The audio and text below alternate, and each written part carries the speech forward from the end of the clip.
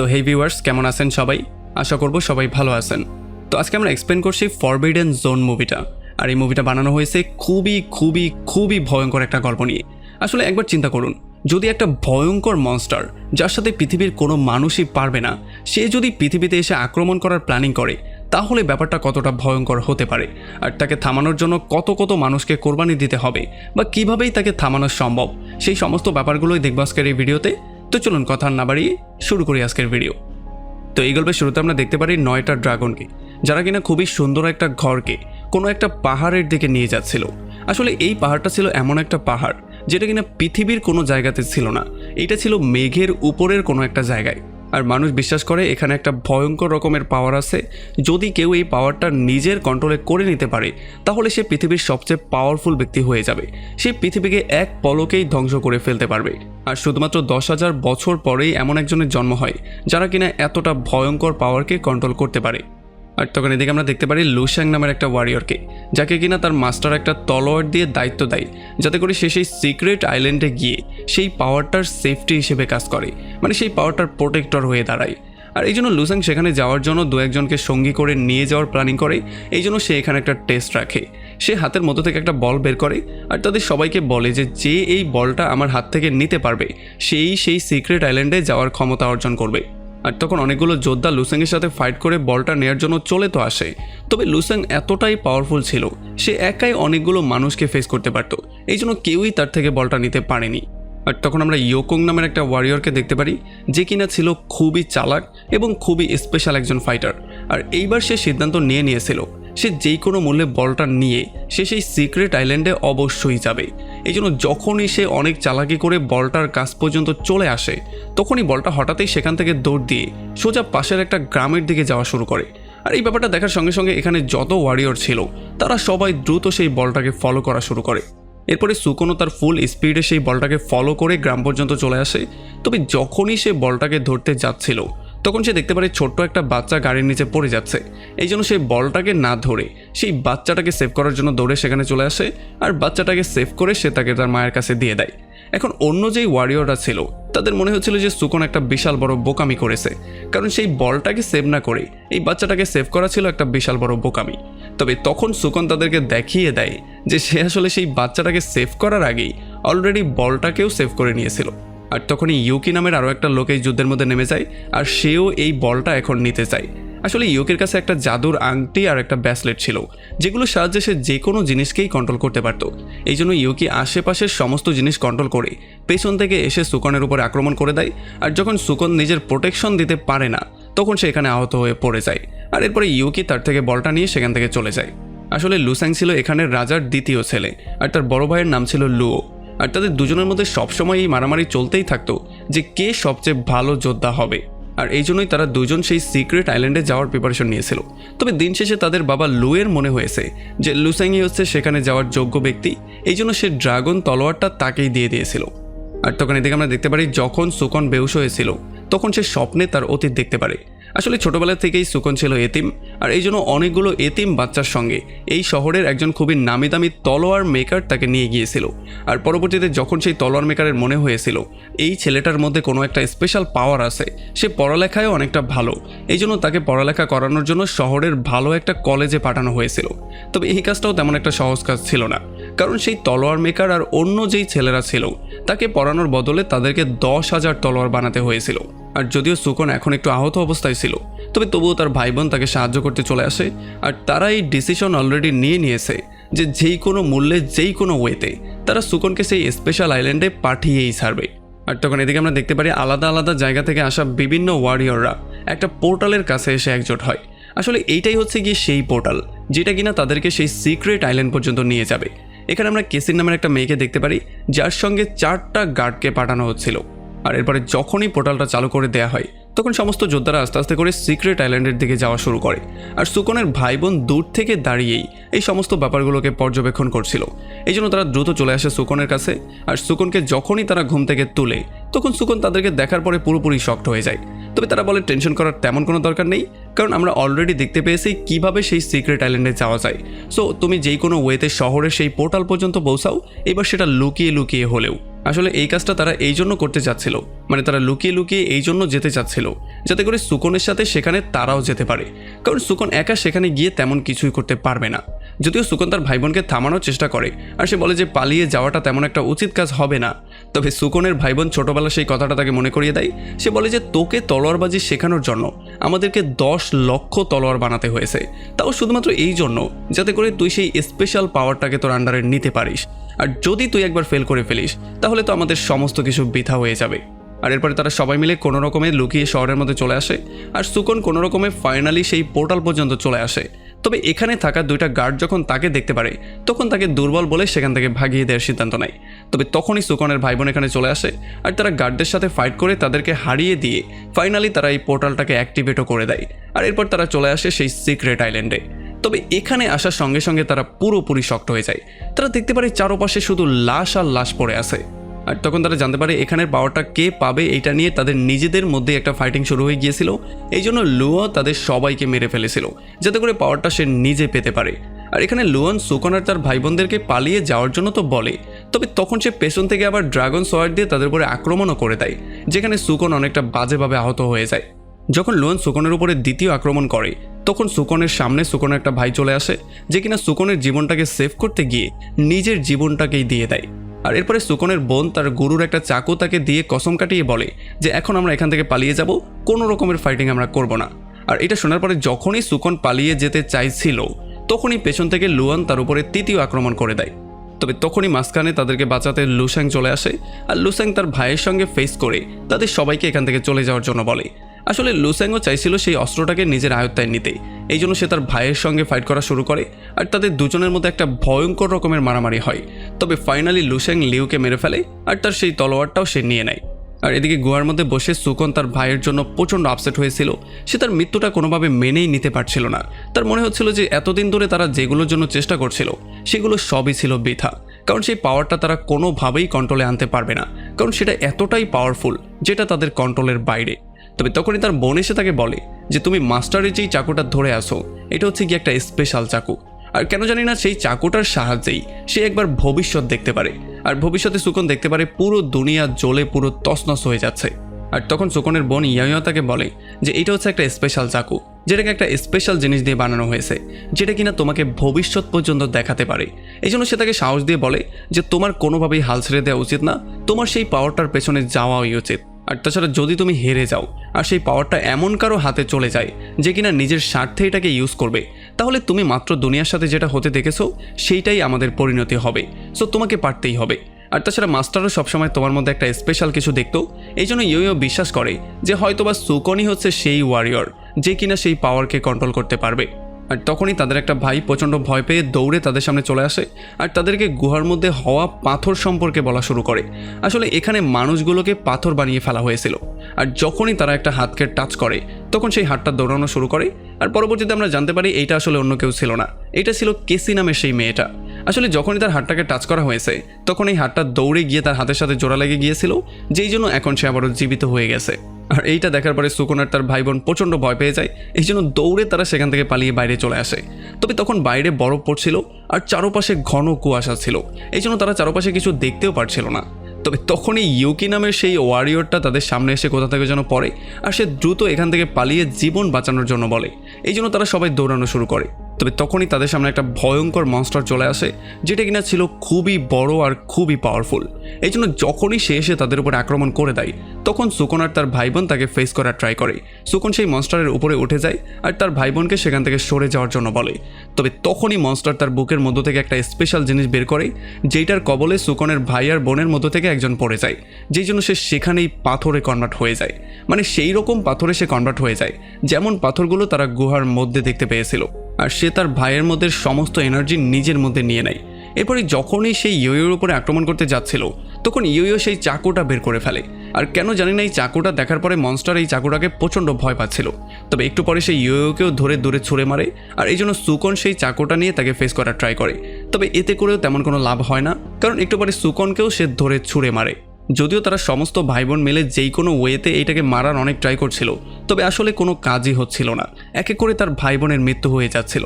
আর যখন সুকন তার চোখের সামনে তার ভাই বোনকে মরতে দেখতে পাচ্ছিল, তখন তার মাথা এত বেশি গরম হয়ে যায় যে সে তার সম্পূর্ণ পাওয়ার দিয়ে গিয়ে মনস্টারের উপর আক্রমণ করে। আর ফাইনালি কোনো রকমে সেই মনস্টারকে হারিয়েও দেয়। আর এই মনস্টারের মধ্যে সমস্ত পাওয়ার এখন সুকনের মধ্যে চলে আসে। আর এটা দেখার পরে সুকন অনেক বেশি হ্যাপি হয়ে যায়। আমরা দেখতে পারি এখন শুধুমাত্র সুকনের বোন আর তার একটা ভাই জীবিত ছিল। তবে এগুলো দেখার পরে ইউকি নামের সেই যোদ্ধা প্রচণ্ড ভয় পেয়ে যায়, আর সে এখান থেকে পৃথিবীতে আবারও ব্যাক করতে চায়। তবে যখন সে পোর্টালের কাছে গিয়ে দাঁড়ায়, তখন পোর্টাল তাকে কোনোভাবেই পৃথিবীর দিকে নিচ্ছিল না। আর তখন এগুলো দেখার পরে ইয়োর মনে হয় যে তারা যেটা অর্জন করার জন্য এসেছে সেটা যতক্ষণ পর্যন্ত তারা অর্জন করতে না পারবে, ততক্ষণ পর্যন্ত তারা পৃথিবীতে ব্যাক করতে পারবে না। তবে তখনই তারা চারপাশ থেকে কিছু শব্দ শুনতে পারে, আর তারা বুঝতে পারে কিছু না কিছু তো তাদের উপরে আক্রমণ করার ট্রাই করছে। আর তখন এই ব্যাপারটা আমরা জানতে পারি যে আসলে এগুলো ছিল কেসির সেই 4টা বডিগার্ড, যাদের কাছে কিনা অদৃশ্য হওয়ার পাওয়ার ছিল। আর এখন তারা অদৃশ্য হয়েই সুকন আর তার সমস্ত ভাই বোনকে এখানে অ্যারেস্ট করে ফেলে। আর যখনই তারা তাকে মারতে যাচ্ছিল, তখন সুকন বারবার করে কেসিকে বোঝানোর ট্রাই করে যে দেখো, তুমি একা কোনোভাবেই সেই পাওয়ারটাকে অর্জন করতে পারবে না, আমাদের সবার একসাথে হয়ে কাজ করা উচিত। আর এটা শোনার পরেই কেসির মনে হয় যে তাকে জীবিত রাখা উচিত, এই জন্য সে তার গার্ডদেরকে তাদেরকে মারার জন্য না করে দেয়। তবে তখন তারা চারপাশ থেকে আরও কিছু শব্দ শুনতে পারে, এই জন্য তারা প্রচণ্ড ভয় পেয়ে যায়। আর তখন তারা দেখতে পারে আগের মনস্টারের মতোই আরও কিছু ভয়ঙ্কর মনস্টার তাদের উপরে আক্রমণ করতে চলে এসেছে। এই জন্য তারা বুঝতেই পারছিল না এখন তারা কি করবে, এই জন্য তারা দৌড়ে পালিয়ে যাওয়ার সিদ্ধান্ত নেয়। তবে যদিও তার গার্ডদের মধ্যে ইনভিজিবল হওয়ার পাওয়ার ছিল, তবে তবুও এই মনস্টাররা তার 2টা গার্ডকে মেরে ফেলে। আর তখন কেসি এখানে একটা দরজা ওপেন করে দেয়। তবে এই দরজার সামনেও কোনো রাস্তা ছিল না, এই দরজার সামনে ছিল বিশাল বড় একটা গর্ত, যেখানে একটা পাথরের প্ল্যাটফর্ম ছিল, যেটা কিনা হাওয়ার মধ্যে ঝুলছিল। তবে তখনই সেই মনস্টারদের মধ্যে একটা মনস্টার তার বুকের মধ্য থেকে একটা স্পেশাল পাওয়ার দিয়ে তাদের উপর আক্রমণ করে, যেই জন্য তারা সবাই ছিটকে গিয়ে সেই পাথরের উপরে পড়ে, যেই জন্য সেই পাথরটা আস্তে আস্তে করে ভাঙা শুরু করে। এখন তারা বুঝতে পারছিল যে হয়তো তাদের মৃত্যু তাদের সামনে চলে এসেছে। তবে সুকন তার ভাই বোনদেরকে হারানোর জন্য এখনও রেডি ছিল না, এই জন্য সে ইয়োর হাতটা ধরে টান দেয়, আর তার পাওয়ারের মাধ্যমে সবাইকে তার পাওয়ারের আন্ডারে এনে সে তাদের সবাইকে টেলিপোর্ট করে একটা সেফ জায়গায় নিয়ে আসে। এখন যেহেতু সুকনের জন্য সবার জীবন সেভ হয়েছে, এই জন্য কেসি তার সাথে কাজ করার জন্য রাজি হয়ে যায়। তবে সে তাকে ক্লিয়ার করে এটা বলে দেয় যে যখনই আমি সেই পাওয়ারটা দেখতে পাবো, তখন সেই পাওয়ারটাকে অ্যাচিভ করার জন্য আমি নিজে ট্রাই করব, এরপরে অন্য কেউ। এর একটু পরেই তারা সবাই চলে আসে একটা স্পেশাল রুমের মধ্যে, যেখানে তারা একটা স্পেশাল রকমের লাশ দেখতে পারে, যেই লাশের মুখে একটা মাস্ক ছিল। এখন কেসির মনে হয় যে এইটাই হচ্ছে গিয়ে সেই পাওয়ারের উৎস, যেটা কিনা মুখে দেওয়ার সঙ্গে সঙ্গেই সে হয়ে যাবে পৃথিবীর সবচেয়ে পাওয়ারফুল। এই জন্য সে সেই মাস্কটা নেওয়ার জন্য লাশের কাছে চলে আসে। তবে যখনই সে হাত বাড়ানোর ট্রাই করে, তখনই এখানের পরিস্থিতি খারাপ হওয়া শুরু হয়ে যায়। এই জন্য সুকন গিয়ে তাকে থামানোর ট্রাই করে। সে তাকে বলে যে এইটা দেখতে খুবই ইজি মনে হচ্ছে, আমার মনে হয় না এটা সেই পাওয়ারের উৎস, আর তাছাড়া এখানে কোনো একটা বিপদ লুকিয়ে থাকলেও থাকতে পারে। আর সবচেয়ে বড় কথা হচ্ছে গিয়ে এত ভয়ঙ্কর পাওয়ারের উৎস কোনোভাবেই এতটা ইজি হতে পারে না। তবে তখনই কেসির উপরে কেসির গার্ডই আক্রমণ করে দেয়, যাতে করে সে এই মাস্কটা নিজের জন্য ট্রাই করতে পারে। আর এরপরে যখনই সে গিয়ে সেই মাস্কটাকে ধরে, তখনই এই রুমের মধ্যে সমস্ত দরজাগুলো বন্ধ হয়ে যায়, আর সেই মাস্কটা সেই গার্ডটাকে পোড়ানো শুরু করে। আর সে তাকে ততক্ষণ পর্যন্ত পোড়ায় যতক্ষণ পর্যন্ত না সে ছাই হয়ে উড়ে যায়। আর এর একটু পরে আস্তে আস্তে করে ছাদটাও নিচের দিকে আসা শুরু হয়ে যায়, যেই জন্য তারা প্রচণ্ড ভয় পেয়ে যায়। তারা বুঝতেই পারছিল না কিভাবে এটাকে আটকানো যায়, এই জন্য তারা চারপাশে চেক করা শুরু করে। আর তখনই সুগি দেখতে পারে যে এখানে 5টা পাথরের টুকরো আছে, যদি তারা 5 জন সেই 5টা পাথরের টুকরোর উপরে দাঁড়িয়ে পড়ে, তাহলেই হয়তো দরজাটা ওপেন হয়ে যাবে। তবে যদি একজন পাথরের থেকে সরে যায়, তাহলেই সেই দরজাটা আবারও বন্ধ হয়ে যাবে। এই জন্য ইউকি তার পাওয়ারের ইউজ করে এখানে থাকা মূর্তিগুলো একটা একটা করে সেই পাথরের উপরে বসানো শুরু করে। তবে ফাইনালি তারা দেখতে পারে এখানে শুধু 4টাই মূর্তি ছিল, এই জন্য ইউকি নিজেকে স্যাক্রিফাইস করার জন্যও রেডি ছিল। তবে একেবারে শেষ মুহূর্তে সুকন তার পাওয়ারের ইউজ করে ইউকিকে টেলিপোর্ট করে কোনো রকমে তার জীবনটা সেভ করে। আর মাথা ঠান্ডা হওয়ার পরে ইয়ো তার স্পেশাল চাকুটা সুকনকে দিয়ে দেয়, কারণ তার মনে হয় যে সুকনই হচ্ছে গিয়ে এটার আসল উত্তরসূরি। আর তখন আমরা দেখতে পারি কেসি তার পাওয়ারের ইউজ করে তার সমস্ত জখমগুলো ঠিক করে ফেলছিল। আর এর একটু পরে তারা সবাই মিলে চলে আসে একটা বিশাল বড় আর একটা ভয়ঙ্কর দরজার সামনে, যেটার উপরে তারা 3টা চকচকা চিহ্ন দেখতে পারে। আর তখন কেসি তাদেরকে বলে যে এই দরজাটার ওই পারেই হচ্ছে গিয়ে সেই স্পেশাল পাওয়ারটা, যেটা যে পাবে সে হয়ে যাবে পৃথিবীর সবচেয়ে শক্তিশালী পার্সন। এই জন্য তারা দরজাটাকে অনেকভাবে খোলাখুলি করার ট্রাই করে, তবে কোনোভাবেই তারা দরজাটাকে খুলতে পারছিল না। তবে তখনই এখানে লুশ্যাং চলে আসে পেছন দিয়ে, আর সে এসে কেসির যেই লাস্ট বডিগার্ডটা জীবিত ছিল তাকেও এখানে শেষ করে দেয়। আর তখনই এখানে একটা চকচকা চিহ্ন মুছে যায়। আর তখন লুসেং তাদের সবাইকে বলে যে এই দরজাটা খোলার জন্য তাকে 3টা মানুষের বলি দিতে হবে, তাহলেই দরজাটা খুলে সে ওই পারে যেতে পারবে। আর এই জন্যই প্রথমে সে তাদেরকে পালিয়ে যেতে সুযোগ দিয়েছিল, যাতে করে তাদেরকে এখানে এনে সে দরজা খোলার জন্য বলি দিতে পারে। এখন যেহেতু লুসেংয়ের আরও 2টা বলির প্রয়োজন, এই জন্য সে দ্রুতই তাদের উপরে আক্রমণ করে দেয়। তবে কোনো রকমে সুকন বাকি 3জনকে সেভ করতে পারলেও তার শেষ জীবিত ভাইটাকে সে সেভ করতে পারে না। লুসেং এসে তার গলা টিপে ধরে আর তাকে মারা শুরু করে। যদিও সুকন বারবার করে তাকে বাঁচানোর ট্রাই করছিল, তবে তার লক্ষ্য চেষ্টার পরেও কোনোভাবেই সে তার ভাইকে সেভ করতে পারছিল না। আর তার ভাইয়ের মৃত্যুর পরে আরও একটা চিহ্ন গায়েব হয়ে যায়, যে জন্য এখন শুধু একটা বলির প্রয়োজন ছিল। এই জন্য সুকন সেই স্পেশাল চাকুটা বের করে সেইটা দিয়ে গিয়ে লুসানের উপরে আক্রমণ করে দেয়। তবে এরপরে লুসেং তার স্পেশাল ড্রাগন তলোয়ারটা বের করে সেইটা দিয়ে বারবার করে সুকনের উপরে আক্রমণ করা শুরু করে, যে জন্য একটা পর্যায়ে এখানে সুকনের মৃত্যুই হয়ে যায়। যে জন্য একটু পরেই সেই দরজাটাও ওপেন হয়ে যায়। ইয়ো যখন দেখতে পারে দরজাটা খুলছে, তখন সে সেই স্পেশাল চাকুটা নিয়ে দরজাটার মধ্যে দৌড়ে চলে যায়। আর এই সুযোগে ইউকি কোনো রকমে লুসেংকে এখানেই আটকে রাখার ট্রাই করে। তবে লুসেং খুব সহজেই এখান থেকে ফ্রি হয়ে ইয়োর পেছনে দৌড়ে সেই দরজার মধ্যে ঢুকে যায়। যখনই ইয়ো সেই স্পেশাল পাওয়ারটাকে নষ্ট করার ট্রাই করছিল, তখনই পেছন থেকে লুসেন তার ড্রাগন তলোয়ারের মাধ্যমে ইয়োর উপর আক্রমণ করে, যে জন্য ইয়ো সেখানে আহত হয়ে যায়। আর তখন পেছন থেকে সেই স্পেশাল দরজাটাও বন্ধ হয়ে যায়। আর লুসেং মধ্যে একটা মাস্কের মতো কিছু পেয়ে যায়, যেটা কিনা ছিল অর্ধেক কাটা অবস্থায়। তার মনে হচ্ছিল এইটাই হয়তো বা সেই স্পেশাল জিনিসটা। এই জন্য যখনই সে এইটা মুখের মধ্যে লাগায়, তখন এই মাস্কটা অটোমেটিকলি তার পুরো মুখটাকে কাভার করে ফেলে। আর চারপাশ থেকে একটা স্পেশাল রকমের অদ্ভুত পাওয়ার এসে তার নিজের বডিটাকে তাদের কন্ট্রোলে নেওয়ার ট্রাই করে। আর তখন আমরা দেখতে পারি বাইরে অনেকগুলো মনস্টার চারপাশ থেকে তাদেরকে ঘিরে ধরে, যে জন্য এখানে দরজাটা পুরো ব্লাস্টই হয়ে যায়। আর যখনই লুসেং দরজা দিয়ে বাইরে বেরিয়ে আসে, তখন কেসি তাকে দেখার পরে প্রচণ্ড ভয় পেয়ে যায়, কারণ সেই ব্যাপারটা ক্লিয়ারলি বুঝে গিয়েছে যে এইটা কোনো মহান শক্তি ছিল না, এইটা ছিল ডিমন কিংয়ের একটা প্ল্যান। আসলে লুসেংয়ের শরীরের মধ্যেই ডিমন কিং এখন এন্ট্রি নিয়েছে। আসলে তার প্ল্যান ছিল এই মহান শক্তির ব্যাপারে তাদের সবাইকে বলে, যাতে করে সে যোদ্ধাদেরকে এখানে নিয়ে আসতে পারে, আর সবচেয়ে সেরা যোদ্ধার শরীরের মধ্যে সে এসে নিজেকে সে আবারও জীবিত করতে পারে। আর এখন যেহেতু ডিমন কিং আবারও তার পাওয়ার ফিরে পেয়ে গেছে, এখন পৃথিবীকে ধ্বংস করার হাত থেকে আর কেউ বাঁচাতে পারবে না। আর তখনই ডিমন কিং তার পাওয়ারও দেখানো শুরু করে দেয়, আর এখানে একটা ভূমিকম্প শুরু হয়ে যায়। আসলে ডিমন কিং তার পাওয়ারের সাহায্যে এই হাওয়ার মধ্যে উড়ন্ত আইল্যান্ডটাকে পৃথিবীর মধ্যে ফেলে পৃথিবীটাকে ধ্বংস করার একটা প্ল্যানিং করছে। তবে তখন কেসি বুঝতে পারে যে হয়তোবা ডেমন কিংয়ের পাওয়ার এখনও পুরোপুরিভাবে অ্যাক্টিভেট হয়নি, কারণ সে যেই পাওয়ারটা দেখানোর কথা ছিল সেটা এখন পর্যন্ত সে দেখাতে পারছে না। এই জন্য কেসি ইউকি আর ইয়োকে বলে তাকে সেভ করার জন্য, কারণ সে এখন তার সর্বশেষ পাওয়ারটার ইউজ করে যেই কোনো ওয়েতে সুকনকে জীবিত করবে। আর তখন পৃথিবীতে লু আর তার সমস্ত সোলজাররা মিলে তাদের সমস্ত তলোয়ারগুলোকে আকাশের দিকে ছুঁড়ে মারে, যে জন্য প্রত্যেকটা তলোয়ার গিয়ে সেখানে একটা শিল্ডের মতো বানিয়ে ফেলে। আর এদিকে ইউকি মনস্টারদের থেকে বাঁচানোর জন্য তার পাওয়ারের ইউজ করে এখানে একটা দেয়াল বানিয়েছিল, যাতে করে সে কোনো রকমে নিজেকে একটু সেফ রাখতে পারে। তবে যেহেতু বারবার করে দেয়ালের উপরে আক্রমণ করছিল, এই জন্য ইউকি আর কোনোভাবেই তার শক্তিটা ধরে রাখতে পারছিল না। এই জন্য সে ফাইনালি নিজেকেই স্যাক্রিফাইস করে এখানের যেই পুলটা ছিল সেটাকেই নষ্ট করে দেয়। আর এদিকে কেসি সুকনকে তার আত্মাটা এই আশায় দিয়ে দেয় যে যখন সুকন জীবিত হবে তখন এই মনস্টারের হাত থেকে সে দুনিয়াকে সেভ করবে। আর যখনই সে তার আত্মাটা তাকে দিয়ে দেয়, তখন সুকনের হার্টবিট আবারও বিট করা শুরু করে আর সুকন জ্ঞান ফিরে পায়। তবে সুকন জ্ঞান ফিরে পায় এমন একটা অদ্ভুত জায়গায় যেখানে সমস্ত কিছু ভাঙাচোরা অবস্থায় ছিল, আর এখানে একটা রহস্যময় লোক অলরেডি উপস্থিত ছিল। এখানে এই লোকটা তাকে বলে, তোমার মরার সময় এখনো হয়নি, তোমাকে যেই কোনো মূল্যে ডেমন কিংকে হারাতেই হবে, আর নয়তোবা পুরো পৃথিবী নষ্ট হয়ে যাবে। যখন সুকন তার সম্পর্কে জিজ্ঞেস করে, তখন সে তাকে বলে যে একজন গডই শুধুমাত্র তাকে হারাতে পারে। তবে এইটা শোনার পরে সুকন প্রচণ্ড শক্ট হয়ে যায়, কারণ সে জানতো যে কয়েক হাজার বছর ধরে কোনো গডই তাদেরকে সেভ করতে আসেনি, আর এই জন্য এখন বাধ্য হয়ে তাদেরকেই সমস্ত ব্যাপারগুলোকে ফেস করতে হচ্ছে। তবে তখনই সেই লোকটা তার ফেসটা দেখায়, আর তখন আমরা দেখতে পারি এটার অন্য কেউ না, এটা হচ্ছে গিয়ে ভবিষ্যতের সুকন। আর এই লোকটা তাকে বলে যে ভবিষ্যতে সেই গিয়ে একজন গড হবে, আর তাছাড়া এখন সে যেই কষ্টগুলো ফেস করছে সেগুলো একটা সময় এতটাই পাওয়ারফুল হয়ে যাবে যে এগুলো তাকে একটা গডেই তখন কনভার্ট করে ফেলবে। আর একটু পরে যখনই সুকন জ্ঞান ফিরে পেয়ে যায়, তখন প্রথমেই সে ইয়োকে বাঁচানোর জন্য তাকে সোজা পৃথিবীতে তার ঘরে নিয়ে আসে। তবে এইটা করতে গিয়ে সে আরও বেশি পাওয়ারফুল হয়ে যায়। এরপর সে উড়ে সেই সিক্রেট আইল্যান্ডের মধ্যে চলে আসে, আর এখানে সেই স্পেশাল চাকুটার সাহায্যে সমস্ত মনস্টারদেরকে এক এক করে মারা শুরু করে।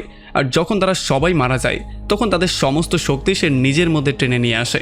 আর এদিকে ডেমন কিং সুকনকে অফার করে তার সাথে এসে মিলিত হওয়ার জন্য, কিন্তু সুকন তাকে সরাসরি না করে দেয়। এই জন্য তাদের মধ্যে একটা ভয়ঙ্কর রকমের মারামারি শুরু হয়ে যায়, যেই মারামারির মধ্যে সুকনের সেই স্পেশাল চাকুটা পর্যন্ত ভেঙে যায়। আর এরপরে যখন তাদের মধ্যে এই ভয়ঙ্কর মারামারিটা চলছিল তখন সেই ভয়ঙ্কর মনস্টারটাকে বলে যে তুমি হচ্ছে একজন নর্মাল মানুষ, তুমি যদি 1012 জন্মগ্রহণ করো তবুও তুমি আমাকে হারাতে পারবে না। আর এইটা বলার সঙ্গে সঙ্গেই সে নিজের সমস্ত পাওয়ারটা এক জায়গায় করে ফেলে আর সেটা দিয়ে সুকনকে মেরে সে হাওয়ার মধ্যে উড়িয়ে দেয়। তবে এই হাওয়ার মধ্যে ওড়ার সময় সুকনের পাওয়ার আরও অনেক গুণ বেড়ে যায়। আর এই জন্য সুকন এখন তার পাওয়ারের ইউজ করে ডেমন কিংকে 1000 বছর ভবিষ্যতে পাঠিয়ে দেয়। এখন 1000 বছর পরেও ডেমন কিং যেই কোনো ওয়েতে পৃথিবীকে এখনও ধ্বংস করতে চায়।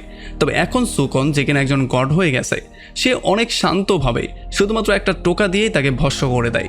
আর এমন একটা ভয়ঙ্কর পয়েন্টে এই পুরো মুভিটা এখানেই শেষ হয়ে যায়। তো আমাকে কমেন্ট করে জানান কেমন লাগলো ভিডিও। যদি ভালো লাগে তাহলে অবশ্যই একটা লাইক করবেন, আর যদি এখনও আমাদের চ্যানেলটা সাবস্ক্রাইব করে না থাকেন তাহলে প্লিজ করে ফেলুন। তো আমাদের দেখা হবে অন্য কোনো ভিডিওতে অন্য কোনো একদিন। Till then, take care.